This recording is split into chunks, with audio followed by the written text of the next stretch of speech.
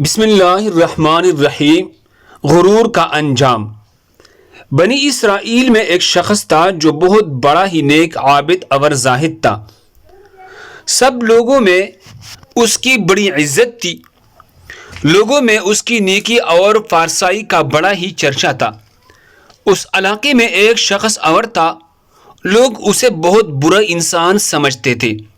وہ تھا ہی ایسا بدعمل اور بد کردار، کوئی بھی اسے اچھا نہیں سمجھتا تھا۔ ایک روز اس گناہگار شخص نے دیکھا کہ وہ نیک آدمی ایک میدان میں بیٹھا ہوا ہے، ہر طرف تیز دھوپ پھیلی ہوئی ہے، مگر اللہ کی اس نیک بندے پر ایک بادل کے ٹکڑے نے سایہ چا کر رکھا ہے۔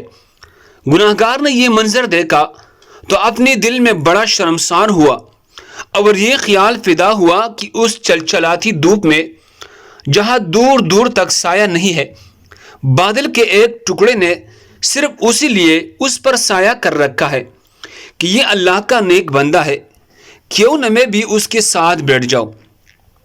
کیا خبر کہ اس کی برکت سے اللہ تعالیٰ مجھے بھی بخش دے اور میرے خطاؤں کو معاف فرما دے۔ یہ شخص عابد و زاہد کے پاس گیا اور اس کے ساتھ سائے میں بیٹھ گیا۔ اس کے بیٹھتے ہی اس عابد زاہد شخص کے دل میں خیال آیا کہ یہ اپنے زمانے کا بدترین گناہگار اور بدترین شخص ہے اور پوری قوم میں بدنام شخص ہے، یعنی بدنام زمانہ ہے۔ اس کے ساتھ تو کوئی بھی اٹھنا بیٹھنا پسند نہیں کرتا، یہ میرے پاس کہاں سے آ کر بیٹھ گیا۔ یہ خیال آتی ہی اس نے اس رسوائی زمانہ کو اپنے پاس سے اٹھا دیا۔ وہ گناہگار شخص اٹھا اور چلا گیا، لیکن بادل کا وہ ٹکڑا بھی اس کے ساتھ روانہ ہو گیا اور اس کے سر پر سایہ پیگن ہو گیا۔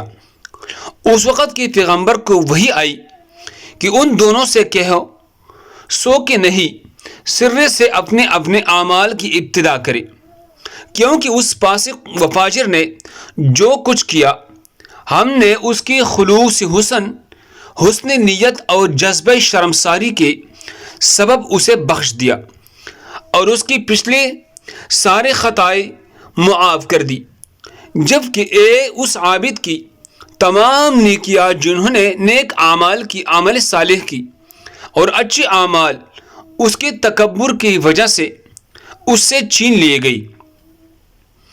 اللہ ہم سب کو اس پر عمل کرنے کی توفیق عطا فرمائے۔ جزاکم اللہ خیر۔